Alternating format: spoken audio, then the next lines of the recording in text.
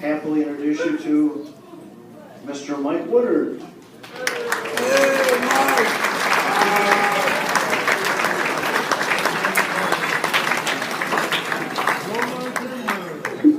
I'm sure Jim's going to cringe, but there's actually something I want to read here real quick before I do this.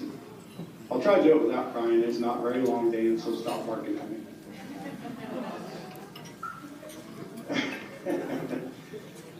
After the championship game today, a lot of things were put on Facebook, all positive. Thank you.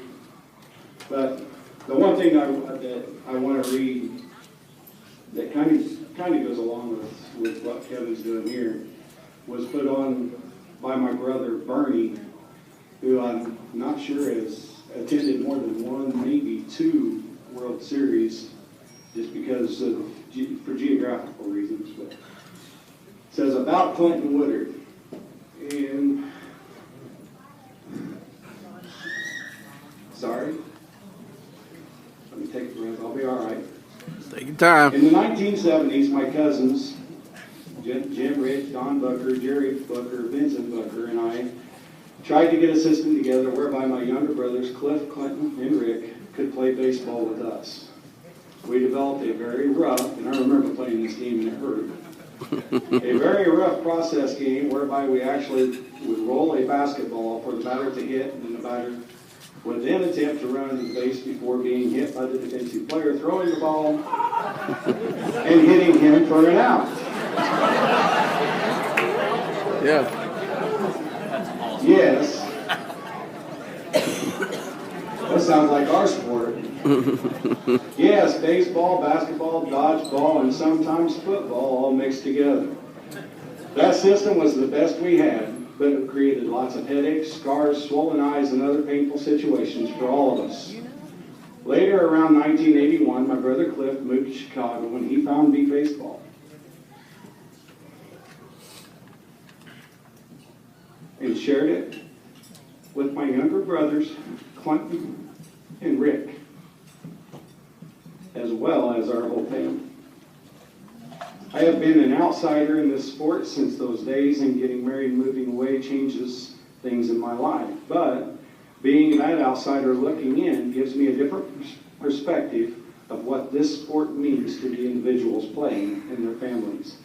Especially in the early 80s, as this sport was getting started, I watched my mom, Geneva Woodard, who is here with us, and Dad, Bernard Woodard, who passed away in 2005, do whatever was humanly possible to get my brothers to or be with my brothers at games going on all over the country. Both Cliff and Clinton winning countless defensive awards, offensive awards, and trophy after trophy in their quests. But as the NBBA evolved into a higher profile World Series format, neither ever winning a World Series championship until this year. After my brother Clinton had been in this sport now 33 plus or minus years, he wins a World Series with the Indy Thunder. Earlier, maybe the best hitter in the sport and a defensive magician in smelling out a ball and even totally visually impaired since birth. Clinton came away with losses in 5 previous World Series championship games and even lost another when his undefeated team in 2007 faced his son, Jared's powerful Kansas All-Stars, as the last 2 undefeated teams on Friday, and they could not recover. Here in 2016, my brother Clinton now joins the championship world of the NBBA, which I have always known him as my champion and idol in so many ways, since he and Cliff both were so very young. I promise, I'm almost done. Whenever I think I have problems or challenges in my life, I look to my 3 brothers, Cliff, Clint, and Rick, my sister Sandy, which were all born blind from birth, but continue to overcome every adversity, so I know that I can overcome any and all obstacles in my life.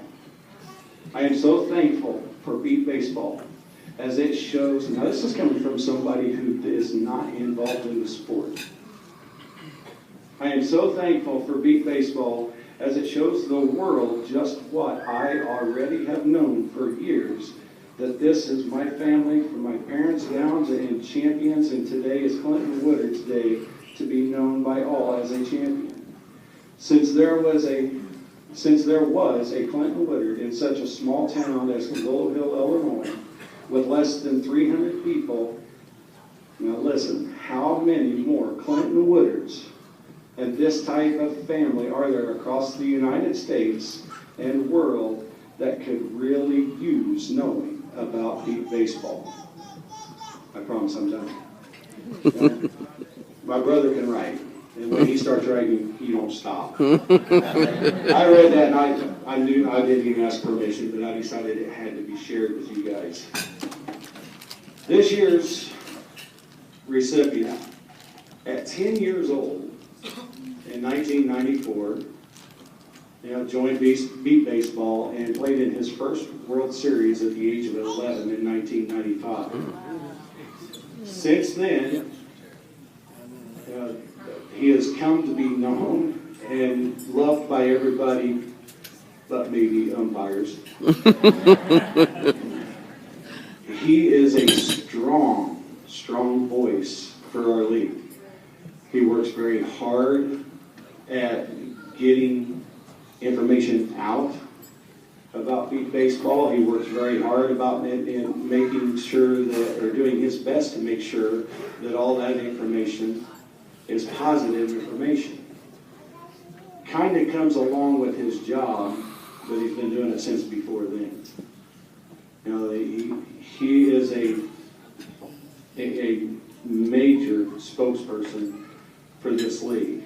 He also, if you have something going on in your life, is just like Stephen Guerra. I mean, he's somebody you can contact. He's somebody you can talk to. He's somebody whose confidence you can trust. So this year's plaque reads, and sadly he's not here, the National Beat Baseball Association Stephen Guerra Humanitarian Service Award, presented to Blake Boudreaux. Blake!